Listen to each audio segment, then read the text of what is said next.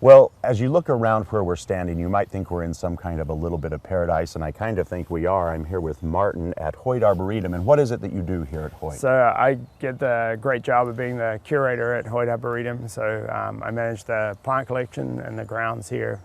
It's a 200-acre arboretum, and we're part of Portland Parks and Recreation. So you get the joy of walking through this Magnolia part of the Arboretum anytime you want, don't you? I do, yeah. It's really great. How many do you think, give me a guesstimate, how many varieties are in just this area? So right around us at the moment, our whole collection's about 47 different taxa, species, and cultivars. Right now, we can probably see about 20 of those that are in flower. And talk about differences. This is a family of plants who really, the blooms are dramatically different on a lot of them, aren't they? Yeah, I think people are really familiar with Magnolia stellata. Yeah. It's one of the early blooming types, and so people see that in the garden really early, but that's just sort of the start of a really long flush of blooms that go right through to August, and flower sizes from little stellatas up to our big Magnolia macrophylla that maybe up to 12 inches across.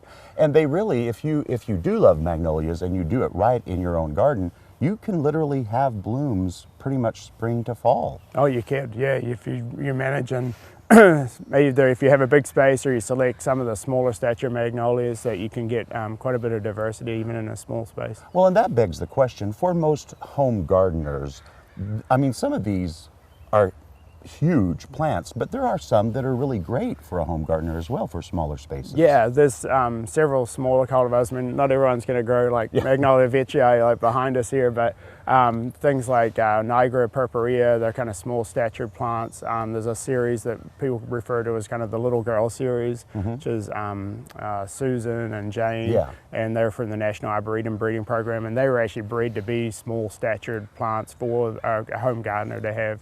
And they maybe only get up to about 10 to 12 feet tall.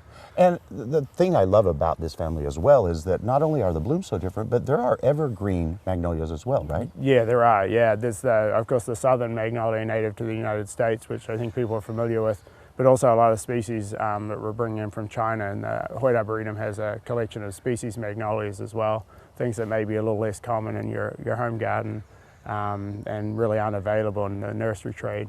And what do they require? Because being out here, I don't see that there's a bunch of gardeners working constantly out here every day. So are they pretty easy to grow? For the most part, they're pretty easy. One of the really big things is magnolias like full sun, but they really like their roots protected from the heat. So you can't really expose the root system. So we use a lot of mulch, and we mulch over the root system, then we provide summer water. Most magnolias are from regions of the globe where they get summer rainfall, and in fact almost all magnolias are from areas with summer rainfall, and because we have our big summer dry, if we don't provide some irrigation in the summer, the magnolias just won't thrive and bloom.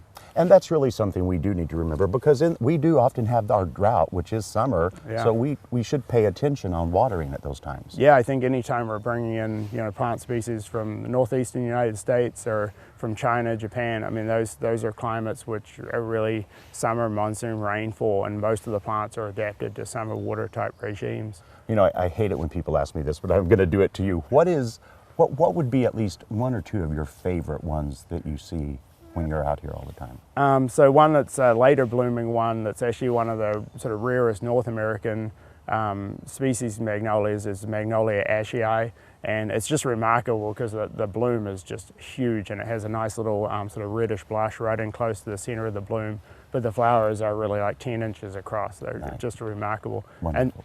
And then right behind us, the big Magnolia veitchii. It's one of those sort of early hybrid types that was done in England in the early 1900s, and it's still in the trade, and it's just because it's so beautiful, so big, it's and stunning. It's huge, and it flowers the entire tree right from the top to the bottom. It's 45 feet of solid bloom. It's absolutely remarkable. So if I come out here to look around, how would I know all the names? So we have a website. The Hoyt Arboretum Friends is a friends group that's associated with the Arboretum, and they help to staff our visitor center, and they provide maps and show all our trails.